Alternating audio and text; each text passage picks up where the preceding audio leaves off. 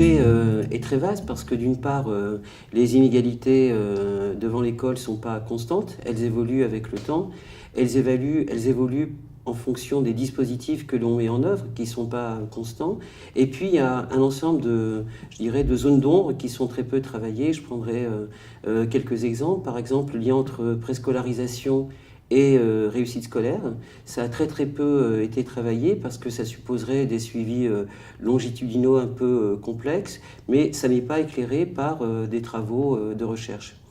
L'autre exemple que je prendrais, c'est l'ensemble de ces dispositifs en dehors de l'école, les PRE, l'accompagnement à la scolarité, etc., certes qui foisonnent, mais dont on ne sait pas grand-chose sur l'impact des trajectoires scolaires des élèves.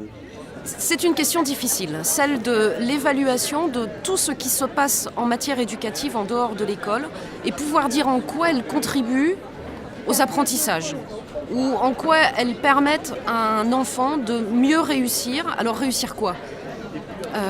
Sa vie scolaire ou sa vie éducative, enfin voilà, il y a beaucoup de débats autour de ça.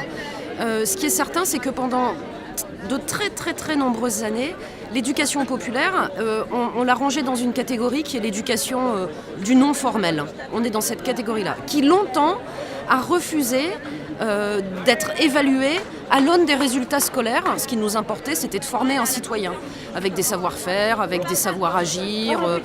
On a beaucoup vécu et agi sur ce fondement-là, en échappant toujours à la question de ce qu'on produisait à l'extérieur de l'école et en quoi ça participait réellement aux apprentissages scolaires. Les associations d'éducation populaire, elles reconnaissent bien volontiers qu'elles ont à mieux dire ce qu'elles apportent aux apprentissages scolaires.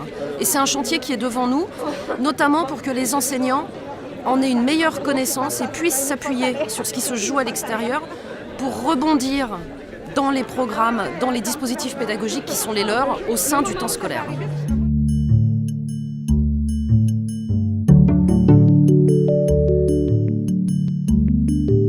L'éducation prioritaire, c'est un sujet un petit peu complexe. Ça rejoint la première question sur les éléments qu'on ne connaît pas.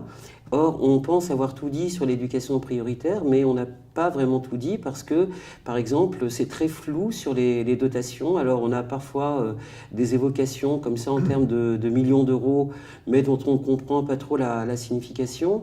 Par ailleurs, il ne faut pas oublier que les enveloppes pour l'éducation prioritaire sont décidées localement selon des critères qui peuvent varier.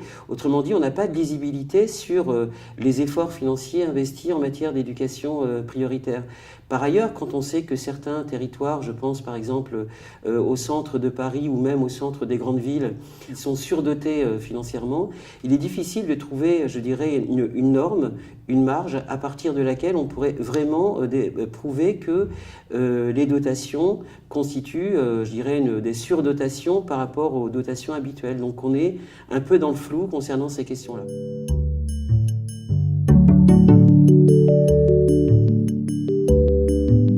C'est d'abord une bonne coordination entre les acteurs locaux parce que les responsabilités sont assez diluées entre l'État et le local. Si l'État aujourd'hui prend l'initiative de mesures, il n'a pas les moyens de les mettre en œuvre parce que une grande partie des compétences, comme celle de la sectorisation, ont été transférées au local. Or, le local ayant une certaine autonomie peut s'extraire donc de l'ensemble des dispositions décidées au niveau national en matière de mixité. Bon, par ailleurs, il faudrait rappeler aussi qu'avec le changement de mandature, on ne sait pas du tout si le ministère souhaite poursuivre ces expérimentations qui devraient en principe donner lieu à un cadrage beaucoup plus large au niveau national. Et donc nous attendons les nouvelles orientations ministérielles pour voir comment avancer. Et donc les impulsions politiques sont absolument indispensables.